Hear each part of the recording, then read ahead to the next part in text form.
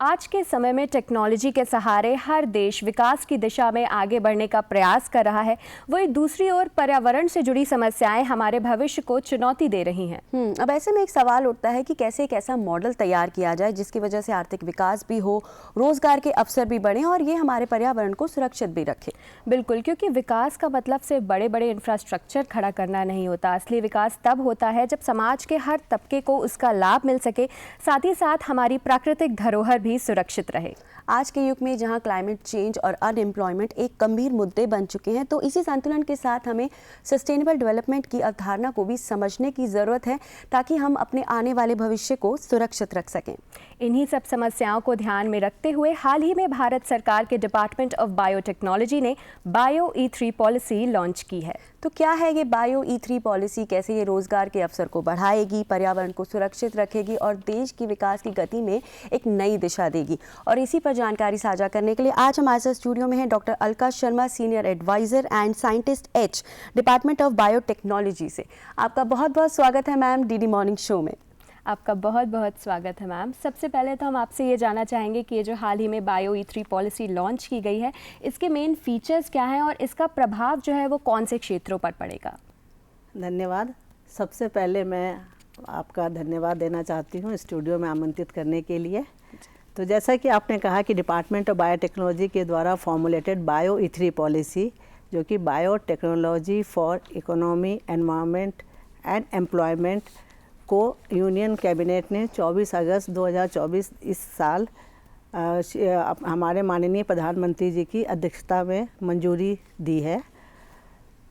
ये एक futuristic approach है। ओके। इसमें साइंटिफिक एंड टेक्नोलॉजिकल एडवांसमेंट को साथ लाकर सर्कुलर बायो इकोनॉमी को कैसे बढ़ावा मिले, इसको कैसे बल दिया जाए।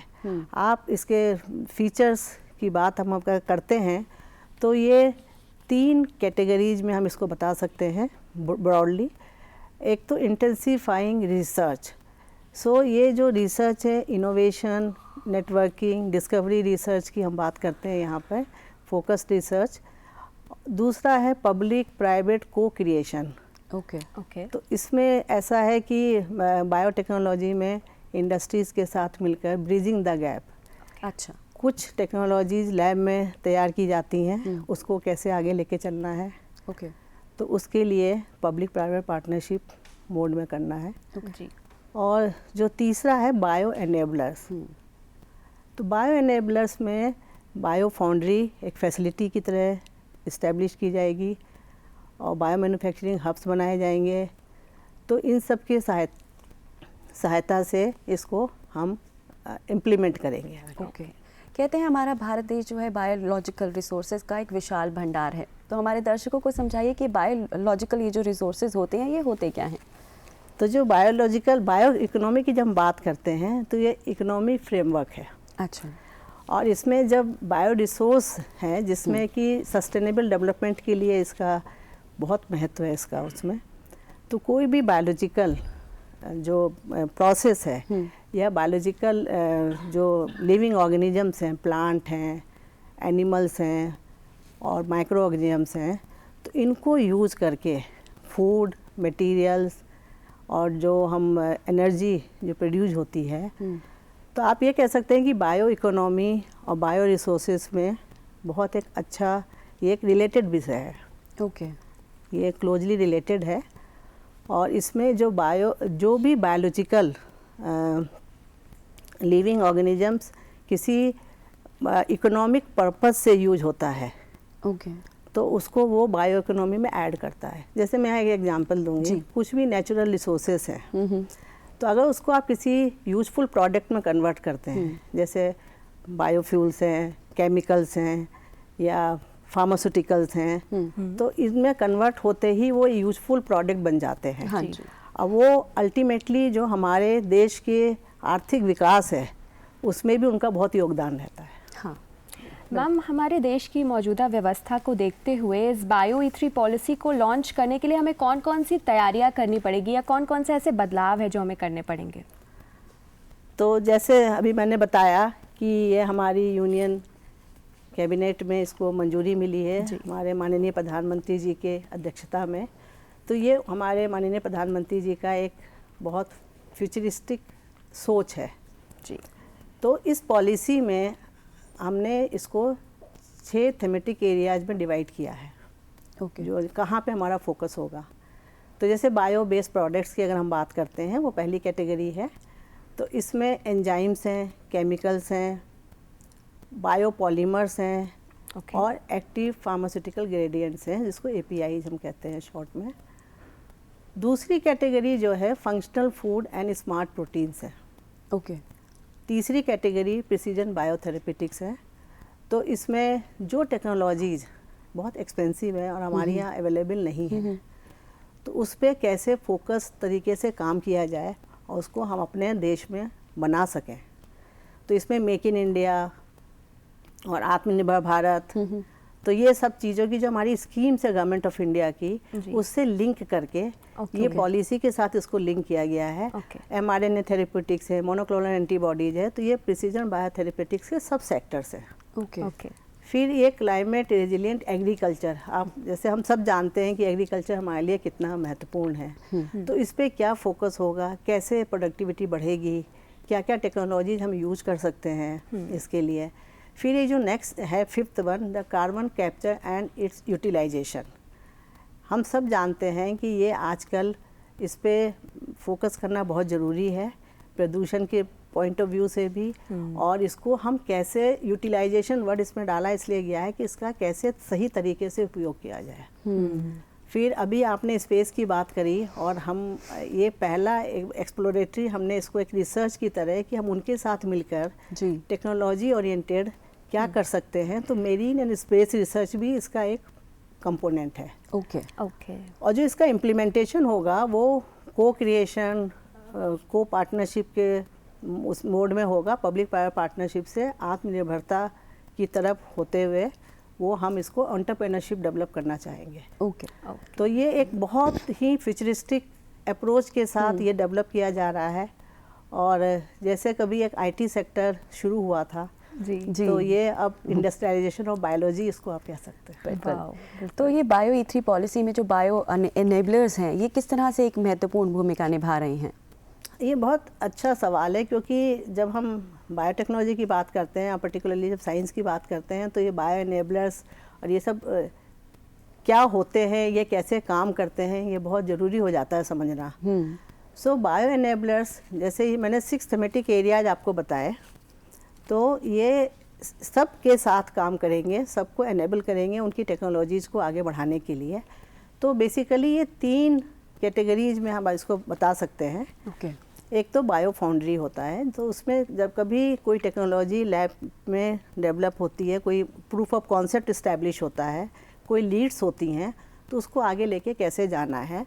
और इसका बहुत सिंपल तरीके में, अगर कोई चीज़ जो माइक्रो ऑर्गेनिजम्स हैं पेटी डिश में ग्रो कराते हैं, उसको 1 लीटर में कैसे करें, 10 में कैसे होगा, 10 से 100 में कैसे होगा, तो स्टेप वाइज प्रोसेस है।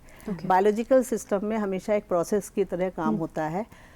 तो ये एक फैसिलिटी है छोटे तौर पे, और उसमें कोई भी स्टार्टअप्स, क्योंकि स्टार्टअप्स के साथ ये है कि वो एक लेवल तक पहुंचते हैं, उसके बाद उनको फैसिलिटीज़ को यूज़ करने के लिए कुछ सपोर्ट चाहिए होता है।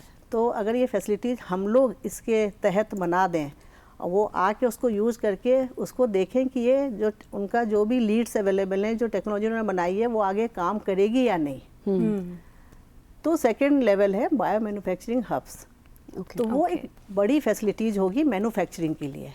तो अगर आप ये छोटे स्तर पे जो बायो फाउंड्री एक फैसिलिटी है, तो उसमें पब्लिक प्राइवेट पार्टनरशिप को लेके उसके बाद ये जब बायो मैन्युफैक्चरिंग हब आता है, तो वो हम लोग का जो इस पॉलिसी में है, वो पायलट और प्री कॉमर्शियल तक हम इसमें जाएंगे, और वहाँ तक एक प्रोडक्ट का देखा जाएगा कि ये काम कर पा रहा है या नहीं। अगर उसके बाद मैन्युफैक्चरिंग जो है बायो मैन्युफैक्चरिंग हब में की जाएगी। ओके।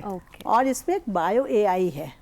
अच्छा। इसमें आर्टिफिशियल इंटेलिजेंस, आप लोग को सबको पता है कि उसकी एप्लीकेशंस जो है कितना मायने रखती है।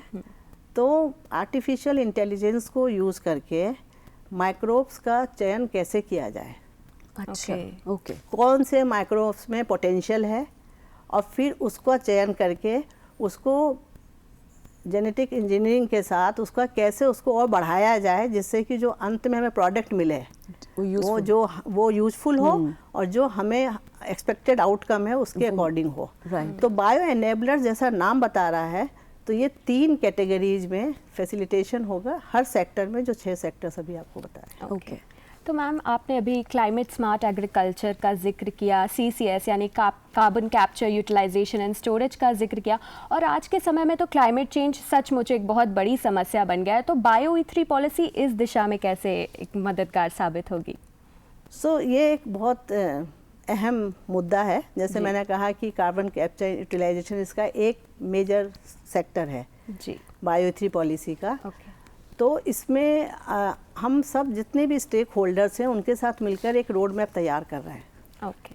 क्योंकि हमारे देश में भी और देश के बाहर भी लोग इस पे काम कर रहे हैं। तो हमारे देश में ये हम बताना चाहेंगे कि ये पॉलिसी जो बनी है हमारे 21 मिनिस्ट्रीज डिपार्टमेंट से हमने कंसल्ट किया था। वाह। ओके। तो इसमें कुछ मिनिस्ट्रीज ऐसी हैं कि जो और डिपार्टमेंट्स जो कार्बन कैप्चर यूटिलाइजेशन पे काम कर रहे हैं, बाकी कोई एक्सपर्ट्स भी हैं। तो हम उन सब के साथ मिलकर एक इसमें रोड मैप तैयार कर रहे हैं कि इसको कैसे आगे लेके जाना है।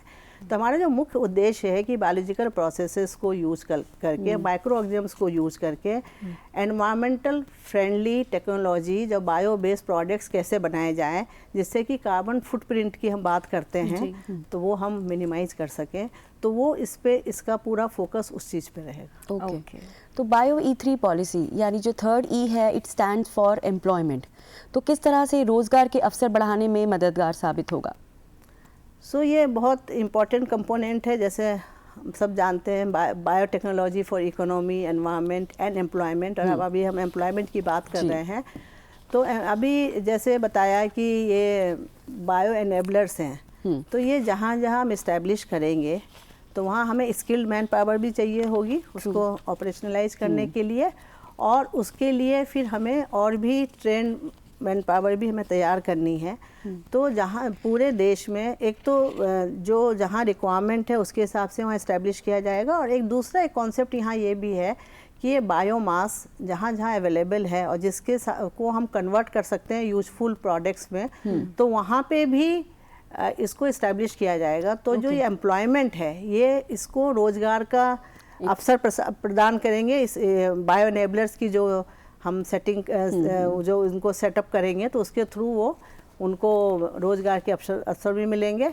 और इसमें एक और चीज़ है कि जब इसे हम 3 कैटेगरीज में जब हम बात करते हैं तो हर कैटेगरी अपने में ही बहुत महत्वपूर्ण है। तो वहाँ भी जैसे मैंने कहा स्किल्ड मैन पावर भी हमें चाहिए, और उसके अलावा जब फैसिलिटीज हब्स हम बनाएंगे जो लार्ज स्केल पे, तो वहाँ पे भी काफ़ी रोज़गार के अवसर मिलेंगे। तो इसमें टेक्निकल नॉलेज की भी ज़रूरत रहेगी? टेक्निकल नॉलेज की भी ज़रूरत रहेगी, और उनको हमें हर तरह के मैन पावर की ज़रूरत होगी, क्योंकि उसमें जिस चीज़ की उस समय उस फैसिलिटी में ज़रूरत है तो वो हमें क्रिएट करनी पड़ेगी। राइट। तो मैम, इस पॉलिसी से आम नागरिकों और छोटे व्यवसायों को किस प्रकार से लाभ मिल सकता है? देखिए, जब हम सर्कुलर बायोइकोनॉमी की बात करते हैं तो उसमें जो वेस्ट जनरेशन को हम कहते हैं कि ये